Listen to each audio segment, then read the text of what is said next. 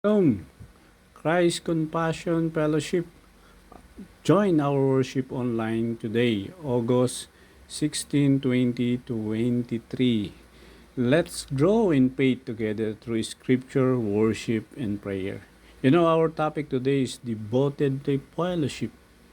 According to Acts chapter 2, verse 42, states, they devoted themselves to the apostle teaching and to fellowship, to the breaking of bread, and to prayer. Before we start, let us recap Sunday message last August 9, 2026. Ang topic natin is continuous devoted to fellowship. In Tagalog, nagsikap sa pagkakaisa.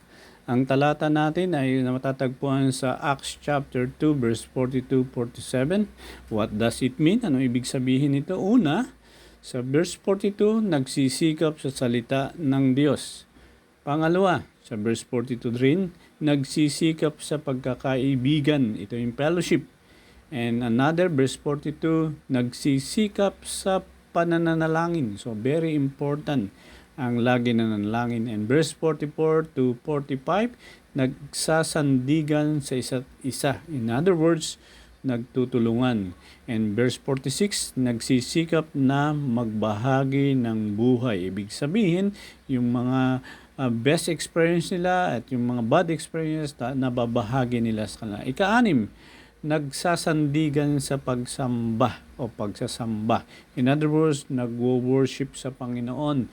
Kaya tayo may worship service. And lastly, ito yung napakaganda rin, dedicated to the mission. Yung tinatawag natin dedikado sa pagmi-mission. Let us go to our topic. Ano ang itinuturo nito? Yung Acts chapter 2 verse 42 to 47. Unang-una, ang salita ng Diyos ang dapat humubog sa iglesia. Sa iyo at sa akin. Sa verse 20 verse 2, 42 rather, apostles teaching. Ang unang iglesia ay nagsimula sa devotion sa teaching ng mga apostol. Ipinapakita nito na ang salita ng Diyos ang dapat maging foundation ng buhay at ministry ng church.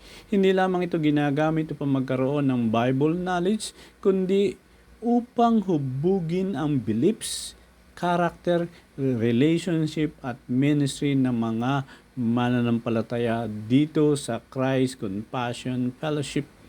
Ang isang healthy church o ang isang maayos na samahan ay hindi hinuhubog ng tradisyon, personality ng leader, or preference ng members.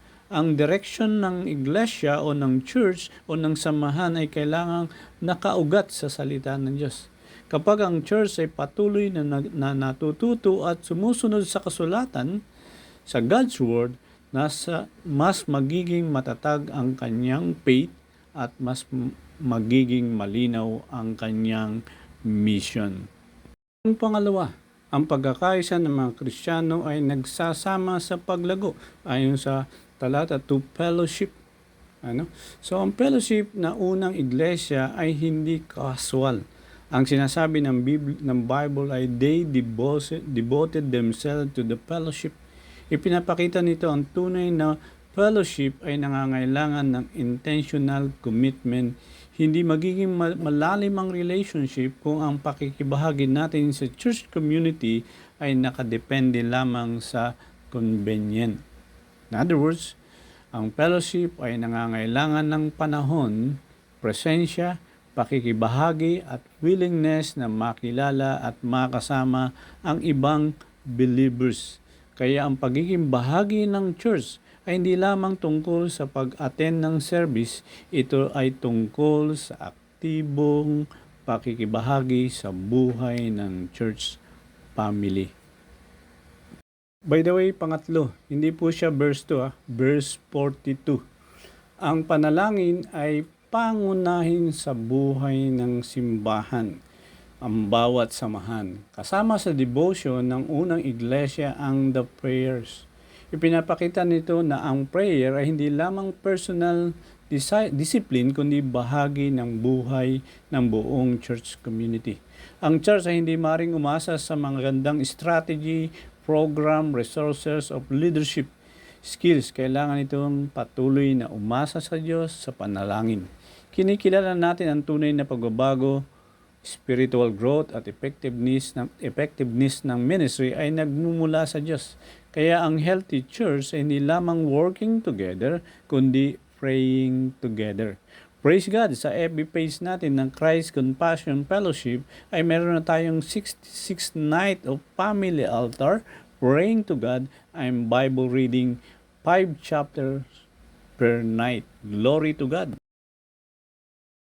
Apat na bahagi.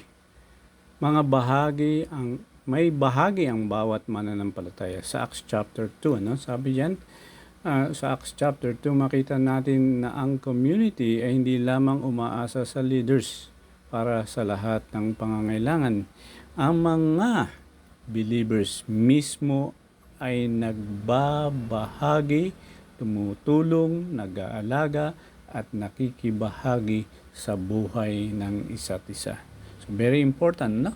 Ipinapakita dito na ang bawat believer ay may bahagi sa pagbuo ng healthy church community. Hindi lamang pastor o leaders ang tinatawag upang maglingkod, bawat mananampalataya ay maaaring maging instrumento ng Diyos upang mag-encourage, mag-pray, mag-care at maglingkod sa iba.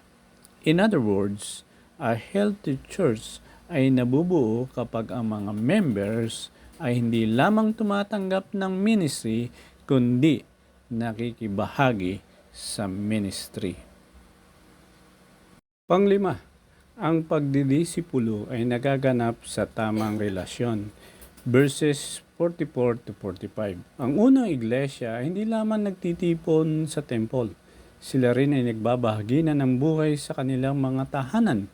Sa ganitong setting, nagkakaroon ng pagkakataon para sa mga personal na relationship, encouragement, prayer at spiritual growth. Ipinapakita nito na ang discipleship ay hindi lamang nangyayari sa formal teaching. Malaking bahag nito ay nangyayari sa relationship kung saan ang mga believers ay nagkakakilala, nagkakausap, nagtutulungan at nagtutuwid sa isa't isa. Kaya ang fellowship ay hindi hiwalay sa discipleship.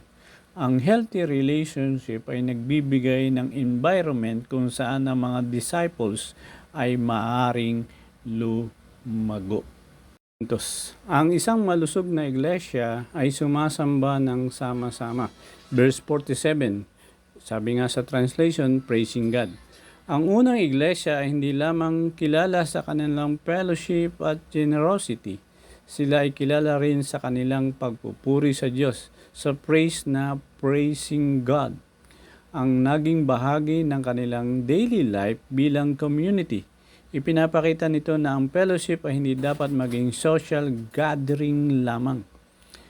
In other words, ang sentro ng church community ay ang Diyos. Kapag ang mga believers ay sama-samang kumikilala sa kanyang kabutihan at biyaya, nagkakaroon ng joy and gratitude na humuhubog sa kanilang community life. Ang healthy church ay hindi lamang growing together, kundi worshiping God together. Ikapito, ang malusog na samahan ay humahantong sa mission. Acts chapter 2 verse 47. Ang Acts chapter 2 community ay hindi lamang inward looking. Habang lumalalim ang kanilang fellowship, nakikita rin ng mga tao ang kanilang paligid at ang pagbabago sa kanilang buhay.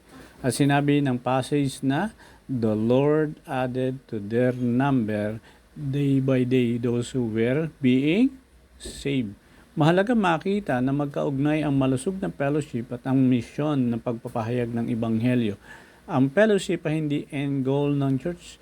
Ito ay nagbibigay ng environment kung saan lumalago ang disciples. At ang mga disciples naman lumalago ay ipinapadala upang abutin ng iba.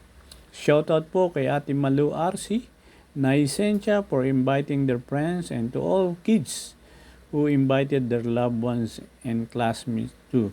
Lalo na ang Olivera Curse, panguna ng Kuya Jaja, Kuya Tim, and Jera for inviting their former classmate and present classmate. Yan, panghuli. Ang malusog na samahan ay humahantong sa mission. Kaya ang healthy church community ay hindi lamang nagtatanong paano tayo magiging close, kundi paano tayo maging epektibo sa pag-abot at paggawa ng disciples.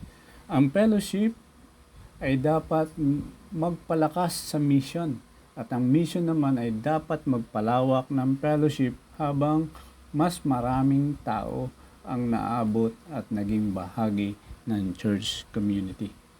So God bless you and see you next worship online on August 23, 2026. But anyway, I would like to shout out si Kagawad Christian RC and his family. Nandyan ang sina Ate Malo, sina Nanay Sencha at mga youth na pinangunuhan ng ating Kuya Jaja, Kuya Tim and Jaira.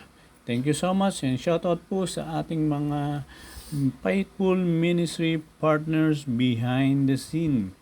No need to mention your name because your name are written in heaven. Shout out po sa inyong kabutihan and we claim Revelation chapter 22 verse 12 that Jesus is coming soon and His reward is ready for you. Thank you and God bless you and ingat po palagi.